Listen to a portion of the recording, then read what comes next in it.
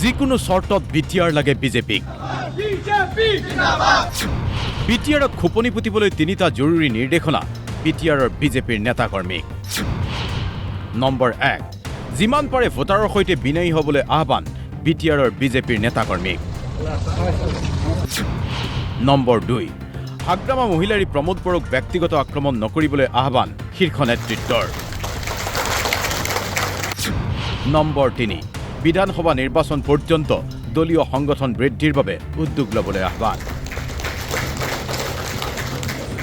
সমাগত বিটিআৰ নিৰ্বাচনৰ বাবে ৰণকৌশল যুগুত কৰিবলৈ ইতিমধ্যে 40টা পৰিষদীয় সমষ্টিৰ প্ৰভাৰীসকলক লগত লৈ মুখ্যমন্ত্ৰী ৰাজ্যিক বিজেপিৰ সভাপতিৰ উপস্থিতিত জৰুৰী বৈঠক।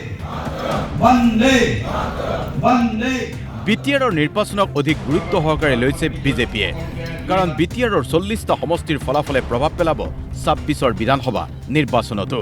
আৰু সেইবাবে বিটিআৰৰ 10টা বিধানসভা সমষ্টিয়ে দখলৰ লক্ষ্য লৈছে বিজেপিয়ে। भारत माता की वंदे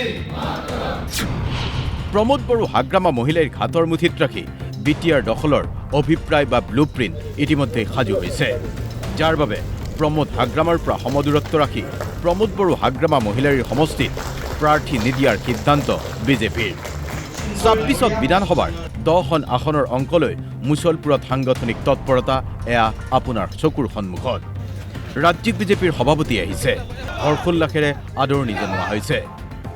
সভাপতিয়ে কৈছে ফুল নছটিয়াব। শুনা গৈছে কামাখ্যা প্ৰসাদ তাছা জিন্দাবাদ ধ্বনি।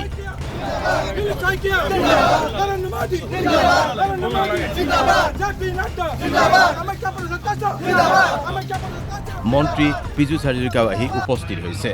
আহিছে মন্ত্ৰী অশোক সিংহাল, আহিছে মন্ত্ৰী ৰঞ্জিত কুমাৰ দাস। ইগৰাকীৰ পিছত সিগৰাকী জ্যেষ্ঠ নেতা আহি উপস্থিত হৈছে মুছলপুৰত। আৰু এই মুছলপুৰৰ পৰাই বিটিআৰ দখলৰ ৰণডংকা বজাইছে বিজেপিয়ে। আমি যেতিয়াৰ পৰা জন্ম হৈছোঁ আমি সদায় এটা লক্ষ্যই লৈ পেলাই আগবাঢ়োঁ যে আমি দখল কৰিবই লাগিব। আমি সকলোকে লৈ চলিব বিচাৰোঁ, সবকা সাথ সবকা বিকাশ। এতিয়া UPPLৰ লগত আমাৰ এক গঠবন্ধন আছে, আমাৰ এলায়েন্স আছে, আৰু হাগ্ৰামাৰ লগত আমাৰ ফ্ল'ৰ এলায়েন্স আছে।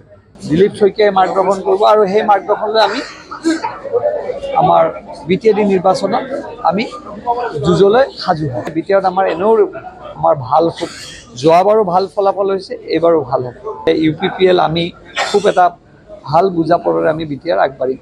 BPFও আছে, কাৰণ আমাৰতো বিধানসভাত BPF আমাৰ লগত আছে, যে মুখ্যমন্ত্ৰী সকলোকে লগত লৈ চলাৰ এক প্ৰস্তুতি। প্ৰয়োজনত প্ৰমোদ বড়োক একাষৰীয়া কৰিবলৈ সাজু বিজেপিৰ নেতৃত্ব। বিটিআৰৰ ফলাফল চাইহে মিত্ৰতাৰ চূড়ান্ত সিদ্ধান্ত ল'ব বিজেপিয়ে। অৰ্থাৎ বিটিআৰত কাৰ চৰকাৰ হ'ব বিজেপিয়ে নিজেই কৰিব নে হাগ্ৰামা অথবা প্ৰমোদক লৈ চৰকাৰ কৰিব, সেয়া সিদ্ধান্ত হ'ব বিটিআৰৰ নিৰ্বাচনৰ পিছতহে। মূলতঃ যিকোনো চৰ্তত বিধানসভাত বিজেপি হ'ব খোজে সৰ্ববৃহৎ শক্তি, আৰু সেইবাবে হাগ্ৰামা প্ৰমোদ দুয়োজনকেই এতিয়া অপশ্যন হিচাপে লৈছে বিজেপিয়ে, যাৰ বাবে বিটিআৰৰ 40টা পৰিষদীয় সমষ্টিত হোৱাটছএপ গ্ৰুপ খুলিছে বিজেপিয়ে। প্ৰতিটো বুথত একোটাকৈ হোৱাটছএপ গ্ৰুপত সক্ৰিয় এতিয়া বিজেপিৰ কৰ্মী। এনেকৈয়ে এতিয়া ৰাজ্যৰ অন্যান্য পৰিষদৰ দৰে বিটিআৰৰ পৰিষদখনো বিজেপিৰ আওতালৈ অনাৰ বাবে সকলো পিনৰ পৰাই ব্লুপ্ৰিণ্ট প্ৰস্তুত কৰিছে বিজেপিৰ শীৰ্ষ নেতৃত্বই। মুছলপুৰৰ পৰা শংকৰ ৰাজবংশীৰ সহযোগত ব্যুৰো ৰিপৰ্ট DY 365।